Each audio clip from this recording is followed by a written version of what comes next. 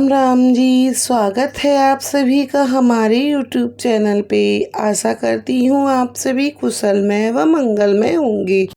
भक्तजनों, आज हम आपको चतुर्मास की पौराणिक कथा व इसका महत्व बताने जा रहे हैं। हमें चतुर्मास में कौन कौन से नियमों का पालन करना चाहिए, इस विषय पे भी आज हम आपको कुछ जानकारी देंगे। भक्तों, जब कभी भी हम भगवान जी की कथाओं का श्रवण करते हैं तो हमें सदैव भगवान जी की कथाओं को पूर्ण ही सुनना चाहिए। यदि हम कथाओं को पूर्ण सुनते हैं तो ईश्वर हमारी सभी मनोकामनाओं को पूर्ण करते हैं।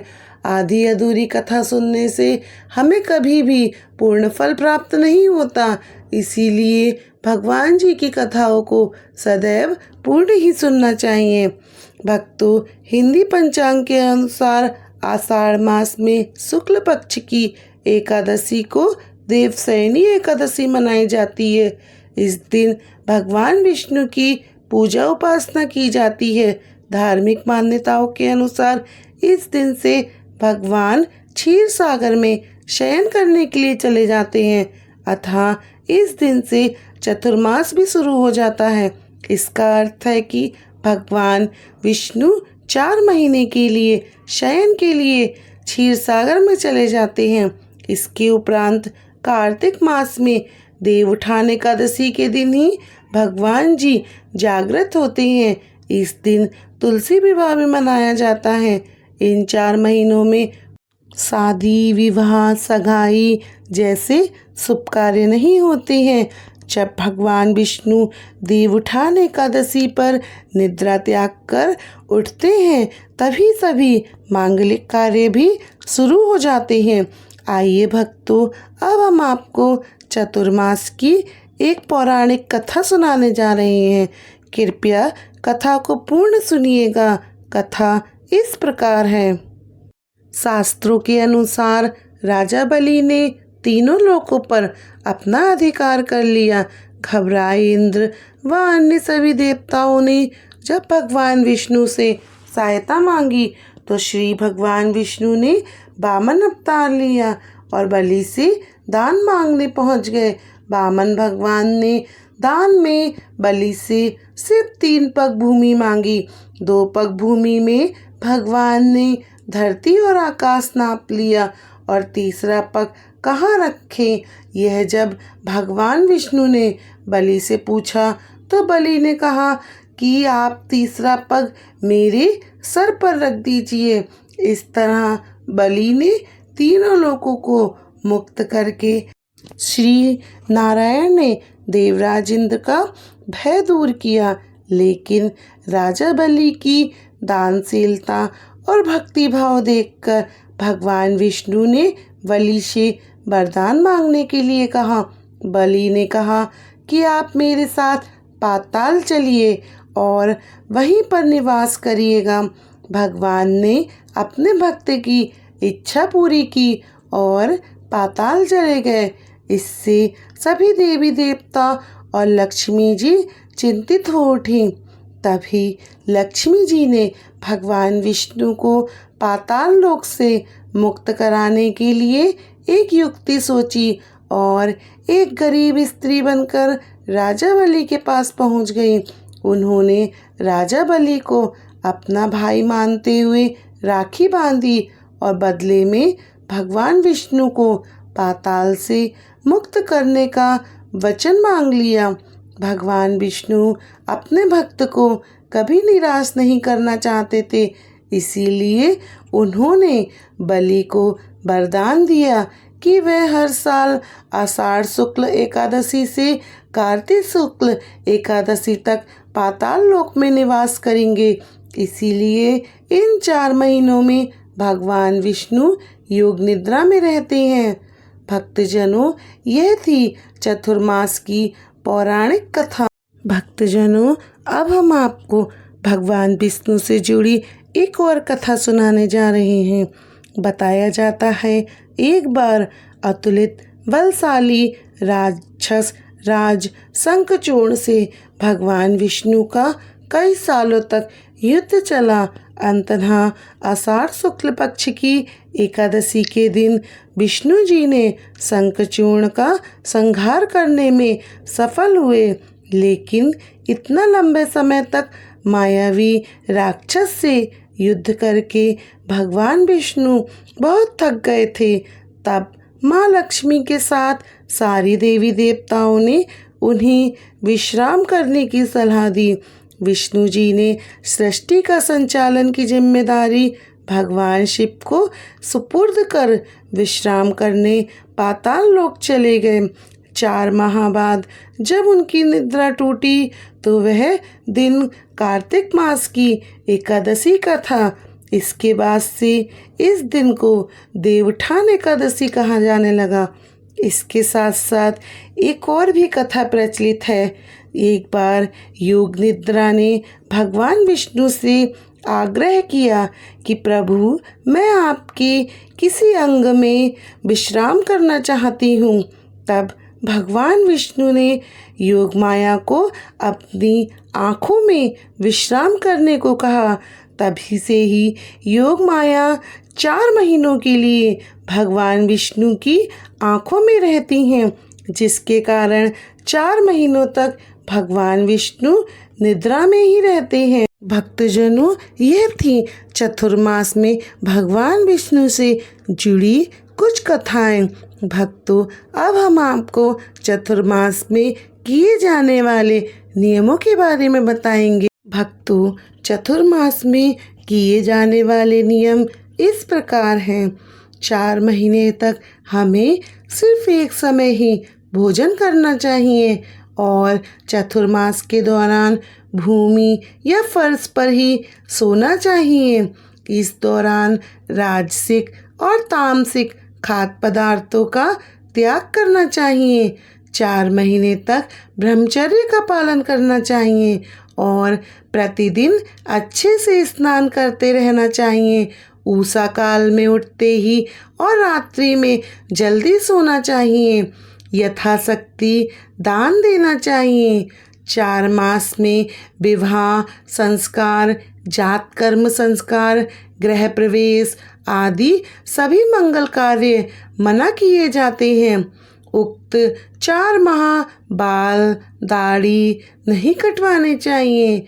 इन 4 महीनों में क्रोध, ईर्ष्या, असत्य वचन, अभिमान आदि भावनात्मक विचारों से बचते रहें। उक्त 4 महीने में यदि व्रत धारण करके नियमों का पालन कर रहे हैं तो यात्रा नहीं करना चाहिए। इन 4 महीनों में व्यर्थ का वार्तालाप, अनर्गल बातें, मनोरंजन के कार्य आदि त्यागने चाहिए। अधिकतर समय हमें मौन ही रहना चाहिए और साधुओं के साथ सत्संग भी करना चाहिए।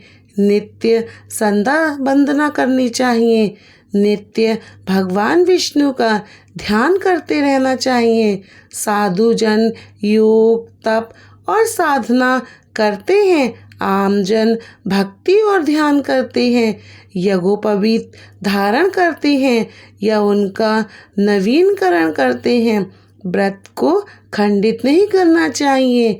नियमों का पालन कर सभी को चतुर्मास का पूर्ण फल प्राप्त करना चाहिए।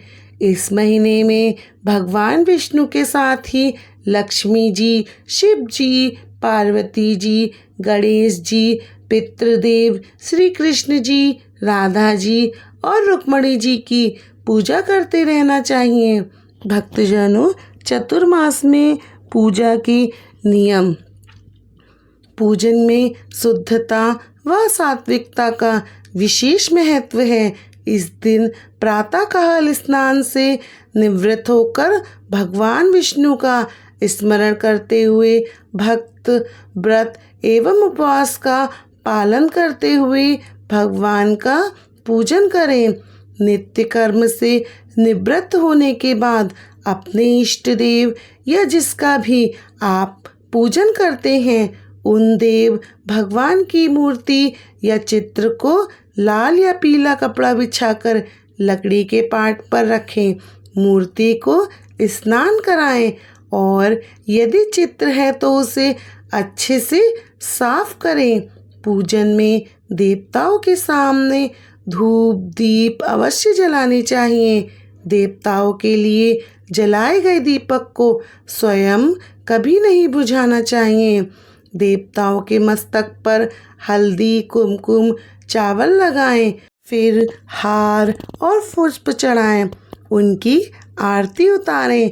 पूजन में अनामिका उंगली के पास वाली रिंग फिंगर से गंध अबीर लगाना चाहिए। पूजन के बाद प्रसाद चढ़ाएं। ध्यान रखें, नमक मिर्च और तेल का प्रयोग नहीं किया जाना चाहिए।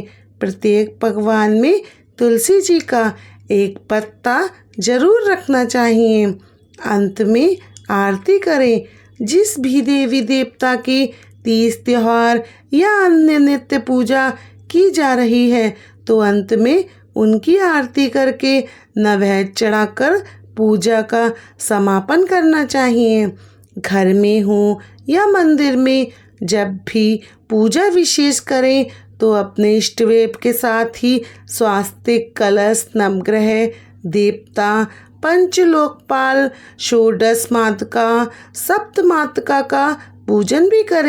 यदि आप चतुर्मास में ये सभी नियम और पूजा विधि विधान से करते हैं तो आपको अनंत फलों की प्राप्ति होती है।